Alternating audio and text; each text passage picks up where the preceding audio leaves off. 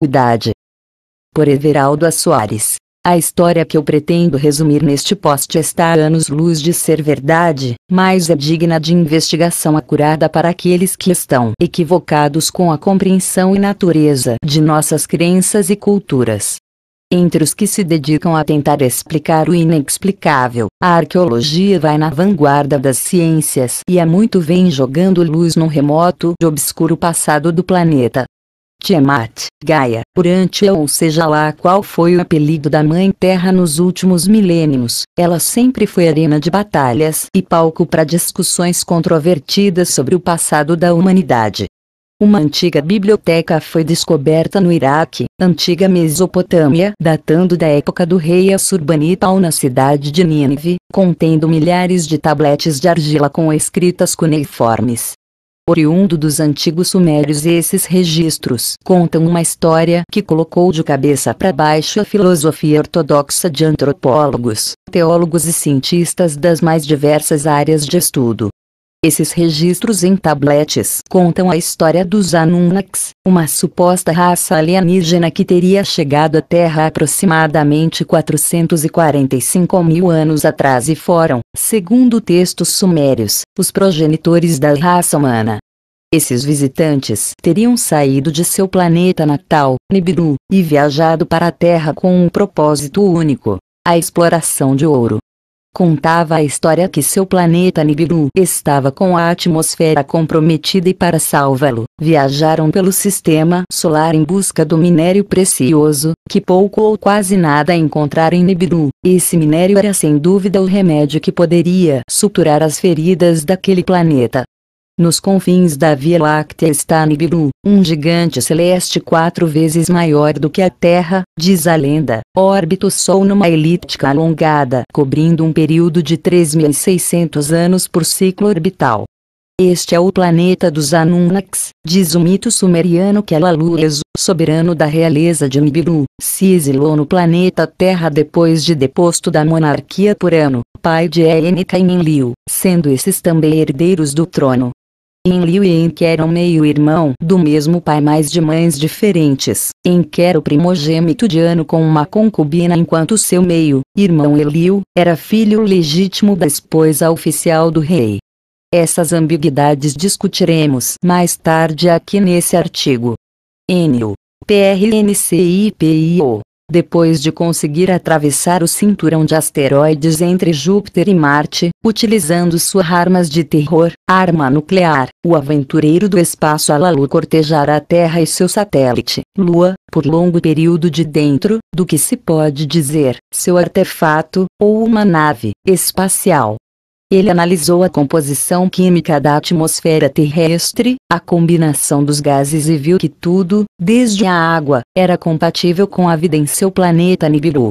Alalu, depois de aterrissar nos oceanos da Terra, pois a água era o elemento mais abundante na natureza, fez morada nos pântanos. Daí mais tarde migrara para a Mesopotâmia, nas cabeceiras dos rios Tigres e Eufrates no Antigo Oriente Médio, no lar da Lonjura ou Eridu, como viria a ser conhecida mais tarde a primeira capital Anunnaki. Alguns experimentos foram necessários antes de validar o ambicioso empreendimento, pois Alalu agora tinha planos, se ele estivesse certo e a Terra tivesse o remédio que poria fim à enfermidade de Nibiru, sua empreitada não fora em vão de fato. Ouro. Ouro, enfim, ouro como nunca visto antes em Nibiru. Alalu sorria desconcertante, depois de ter feito meticulosamente reconhecimento em vários rincões do planeta. Ele comunica a Nibiru suas descobertas e anuncia a relevância de uma colonização de máxima urgência. E assim, houve acordos, anistias e finalmente a primeira expedição Anunnaki sob comando de Enki ao planeta Terra. IXPIDIC com cedilha ANODE-INK. Aproximadamente há 44 mil anos os Anunnaks aterrissaram na Terra liderados por Enki, filho do soberano Anu, de Nibiru. O objetivo da missão era coletar a máxima quantidade possível de ouro e enviar para Nibiru, para ser processado e lançado na atmosfera com propósitos vitais, pois o ouro se tornara uma questão de vida ou morte para os nibiruanos. Assim que se adaptaram à Terra e seu período orbital ao redor do Sol, os Anunnakis fundaram a primeira cidade-sede, Eridu, em seguida uma estação em Marte e depois na Lua. Passados 200 mil anos terrestres, os colonizadores se amotinaram nas minas, revoltados com a brutal mão de obra, esgotados com o calor e outras intempéries. Cansados, eles se queixaram a Enki, seu líder, o qual teve a ideia do uso de engenharia genética nos hominídeos bípedes que já existiam na Terra. Depois de inúmeras tentativas e fracassos, nasce o primeiro trabalhador primitivo, Homo sapiens. Com a ajuda de sua companheira e também cientista, Enki criou o primeiro híbrido, Adamo, chamaram o novo ser estéril. Como os mitos Anunnakis são extensos e suas lendas fazem sincretismos com mitos egípcios e babilônios, sugiro algumas pontes para atravessar a história sem prejudicar o seu contexto original. Seu NFLRTUS, Enya, seu MUNRDADE, ANUNNK milênios se passaram na Terra até que se instalasse a aristocracia Anunnaki no planeta.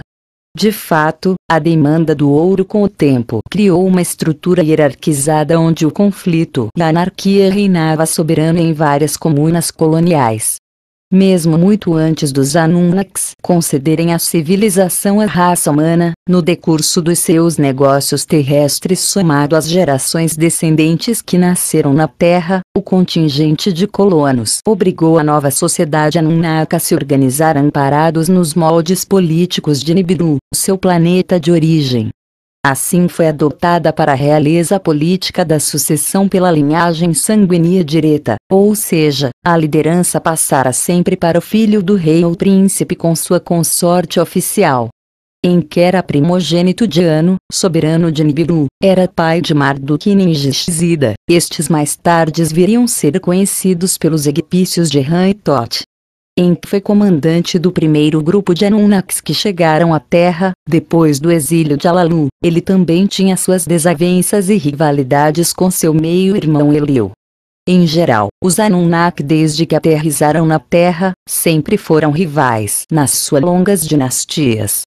Apesar de ser o primogênito de Anu, Enki não era o herdeiro legal da coroa em Nibiru.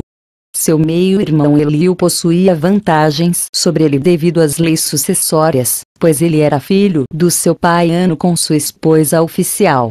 Esses conflitos seguiram adiante e foram, por assim dizer, transmitidos para os netos e bisnetos de Enki e Enlil, principalmente entre os nascidos na Terra.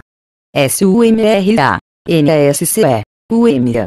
CIVILIZAC concedilha hoje, o que conhecemos por Iraque, foi há muito pertencia à antiga Mesopotâmia, terra de deuses e homens que compartilharam e lutaram pelos mesmos interesses dos homens contemporâneos, poder e centralização de negócios.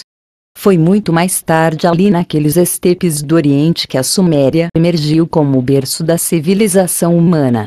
Num passado remoto, lendas e fatos se entrelaçam no sofisticado, enigmático e repentino avanço da civilização sumeriana. A escrita cuneiforme, primeira escrita de que se tem registros na história da humanidade, a estruturação social, o domínio da agricultura, a fabricação de cerâmica e composição de leis civis e penais, sendo muitas delas utilizadas até os dias atuais. E principalmente o acervo preciso e frustrante, para muitos cientistas, de seus conhecimentos astronômicos. Os sumérios contavam com uma lista de reis antediluvianos aos quais transcreverei em seguida. Para eles a realeza desceu do céu, por isso era digno de preservar esses nomes num registro de forma a eternizar seu legado. Esses nomes foram documentados em tabletes de argila, o que tornariam tais apólices uma verdadeira cápsula do tempo guardadas às gerações futuras. Eram eles: Alulinha Lagaremenliana, de Batibiraemengauana do Muslim Sipad Sidiana, Laraquemendurana, de Siparo Banto Tuquim, de Shrupaxo Curlães e Uzubra. Este último foi o Noé sumeriano que governou por 36 mil anos até o dilúvio. Depois que o dilúvio absorveu e devastou a terra, os Anunnakis teriam concedido a civilização a partir de Zizubra através do culto. Segundo textos sumérios, o dilúvio aconteceu aproximadamente há 27.000 anos AC, primeira dinastia de Ur até 2500 AC. Após o dilúvio a realeza passou a Kish. Depois mais 22 sucessões vem Uruk, diz a lenda, o herói Gilgamesh consta na lista de reis de Uruk. Passado a dinastia de Uruk, chegamos finalmente sob os domínios de Ur. A primeira dinastia de Ur vai até 2500 AC. Os primeiros reinados antediluviano, no caso Alulim, primeira realeza, duravam extensos períodos de séculos de administração e manutenção do império. Quando se chega no reinado de Adad, da era pós-diluviana, os tempos de reinados vêm decaindo, resumindo-se a apenas algumas poucas décadas de trono. Foram ao todo 11 cidades ao todo que a monarquia esteve em exercício pós-dilúvio, marcando 134 reis e cobrindo um período de 28.000 anos de reinado. U.R. D.U.S. CALD e U.S. Nos idos dos tempos neolíticos, os sumérios partiram do Irã para a antiga Caldeia. Então por volta de 3000 AC construíram 12 cidades, estados, uma delas, era Ur, terra natal do pai dos patriarcas, Abraão. Cada uma dessas cidades tinha sua própria divindade e rituais particulares de cada tribo ou comunidade. A Suméria influenciou a cultura de toda a Mesopotâmia até a dinastia de Agade, em 2300 AC, instituída por Sargão I, que tinha raízes nas línguas semíticas. A partir de 2000 AC, a Suméria foi gradativamente desaparecendo com a expansão dos impérios assírios e babilônios. E importante lembrar que os egípcios assimilaram culturas estrangeiras vindos dos sumérios e outros povos, assim bem como os babilônios, por exemplo. Tot-Ram eram deuses égupicos, estereótipos de Marduk e Ningishzida, divindades sumerianas e, sendo o primeiro, Marduk, também citado na Bíblia hebraica no Velho Testamento. Tudo isso aconteceu providos de acontecimentos de tempos remotos, quando em Enlil, nas disputas dos jogos de sucessões, eles provavelmente escolheram iniciados e ensinaram o segredo dos deuses para que fossem transmitidos às sucessivas gerações de sacerdotes e reis daquela linhagem em particular. Foi a iniciação de tais segredos que marca o início do sacerdócio e os direitos legais para a linhagem de reis por laços sanguíneos e pela lei da semente, segundo o decreto do próprio Estatuto Anunnaki. Lembrando aqui um detalhe importante na sociedade judaica dos tempos de Jesus. Apesar dos judeus estarem divididos em vários segmentos da comunidade, por exemplo, existiam os zelotes, essênios, fariseus e saduceus, eles eram unidos por laços de sangue pelas tribos de Jacó. Mas o direito ao sacerdócio era dos saduceus por sucessão de linhagem sanguínea. Não foi à toa que Anás, depois de deposto por Roma, tenha transferido a realeza e a administração do templo a Caifás, o novo sumo sacerdote legítimo por sucessão e genro de Anás. Os fariseus e saduceus eram ardentes rivais, pois os fariseus acusavam os saduceus de terem usurpado a linhagem de Arão, irmão do profeta Moisés. Parece que depois da destruição do Templo de Salomão em 70 DC, as diferenças acabaram com a diáspora, dispersão, das tribos judaicas pelo mundo. INK. CUNVUCEA. INDUBSAR. Palavras de Endubsar, sacerdote do deus Enki, e me levaram velozmente entre a terra e o céu, pude ver a terra e as águas, e me deixaram na ilha, na morada do grande Deus. Um resplendor me envolveu e me afligiu, e cai no chão vazio do espírito da vida. Eu estava num recinto de escriba, e a voz voltou a falar dizendo: Endubsar, filho da cidade de Eridu, meu fiel servo, sou seu senhor Enki. Lhe convoquei para que registre minhas palavras, o futuro julgará, pois ao final dos dias, um dia de julgamento haverá, durante 40 dias e 40 noites eu falarei e você escreverá, 40 será a conta de seu trabalho aqui, pois 40 é o meu número sagrado. Durante 40 dias e 40 noites não comerás nem beberás. O. F.M. D. CIVILIZAC com cedilha O. SUMRA, O, DICR, TEU, E, A, LI, D, SMNT era direito legítimo entre os pontífices Anunnaki ter uma esposa oficial e uma ou mais concubinas, dependendo do acordo matrimonial. Por decreto, o filho primogênito era sucessor de seu pai. Foram essas leis a causa de infindáveis conflitos na realeza, quando o primogênito não era o filho da esposa legítima. Aqui cabe uma observação importante. E bastante provável que Abraão, que migrara de Ur para a Palestina, tenha tido contato com costumes caldeus e transmitidos às suas futuras gerações. O que não passa despercebido, pois logo no início do Pentateuco bíblico, fica explícito o episódio do qual Sara e Agar teve desavenças depois do nascimento do príncipe Isaac, futuro membro legal da família. Ora, era plausível pela lei da sucessão que o filho da promessa tinha de ser nascido da esposa oficial do patriarca hebraico. Neste caso, Ismael, mesmo sendo o primogênito de Abraão, era filho de uma concubina. Isso anula totalmente o direito à coroa e o sacerdócio. Mas não para por aí, conflitos de sucessões dentro da realeza não é um privilégio Anunnaki. Existem um acervo de extensos assuntos acerca da política do sacerdócio, em antigos textos judaicos. Após o caso Isaque e Ismael, filhos de Abraão com mães diferentes, assim também foi com Jacó e Esaú, filhos de Rebeca com o patriarca Isaac. Após o controvertido nascimento dos gêmeos, estes reviveram as rivalidades da primogenitude. Segundo consta nos registros hebraicos, Jacó usurpou Esaú desde o ventre da mãe, fazendo com que Rebeca, várias vezes, se queixasse a Javé. Depois de adulto, Jacó trapaceia outra vez, convencendo o irmão a vender-lhe a sua primogenitude em troca de uma sopa de lentilha. Ver Gênesis. Depois, mais uma vez, rouba a benção de Esaú quando o velho Isaac já está quase impossibilitado de enxergar. Episódios de natureza corruptível nas raízes judaicas inflamou a ira de árabes e judeus no decurso da sua história, criando segregação e tirania que perdura até os dias atuais no Oriente Médio.